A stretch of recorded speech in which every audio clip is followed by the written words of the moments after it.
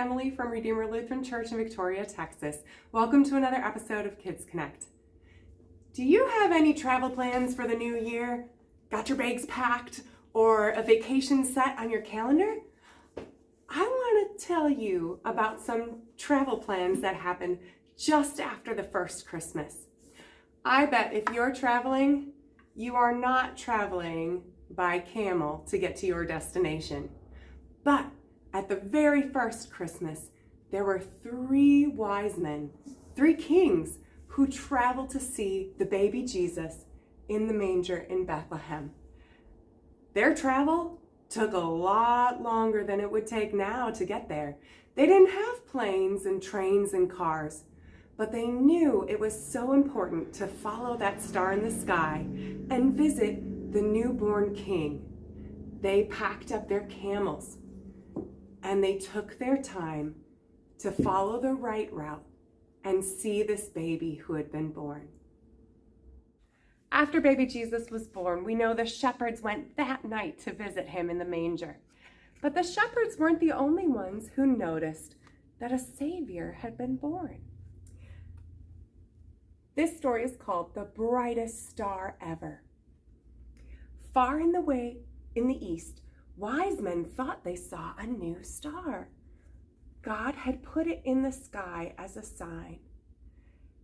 "It is the brightest star we have ever seen," said the first wise man. "But what does it mean?" said the second wise man. "It means a great king has been born," said the third wise man. "We must go try and find him." The wise men packed their camels with special gifts. Then they set off to follow the star.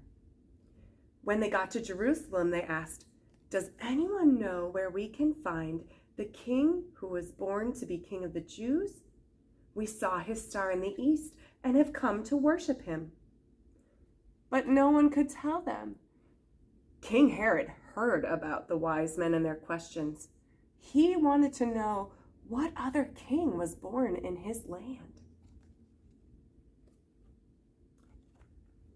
They went and asked King Herod about the baby. King Herod didn't know, but told them to come back when they found him. King Herod didn't want good things for baby Jesus. When the wise men did find baby Jesus, they brought him gifts of frankincense, gold, and myrrh, the best gifts that they could bring for a king. They saw the child with Mary and Joseph. They had found the king they had been searching for. "His name is Jesus," Mary said. The wise men knelt and offered Jesus their gifts.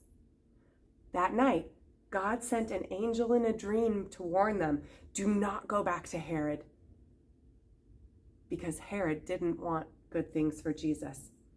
The wise men listened and took another road home.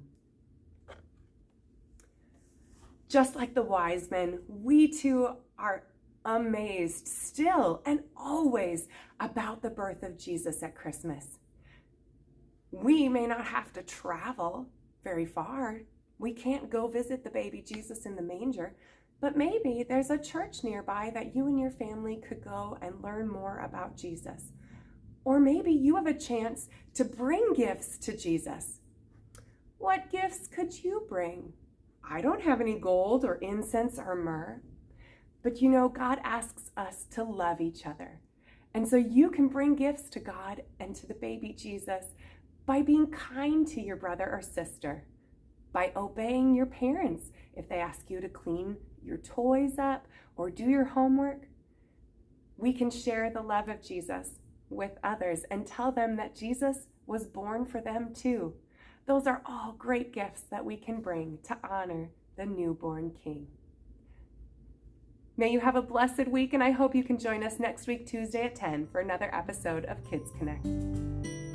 If you're interested in devotions for older kids or adults, or want to watch next week's Kids Connect, like us on Facebook or connect with us on Instagram, YouTube, or our website at wellsredeemer.org.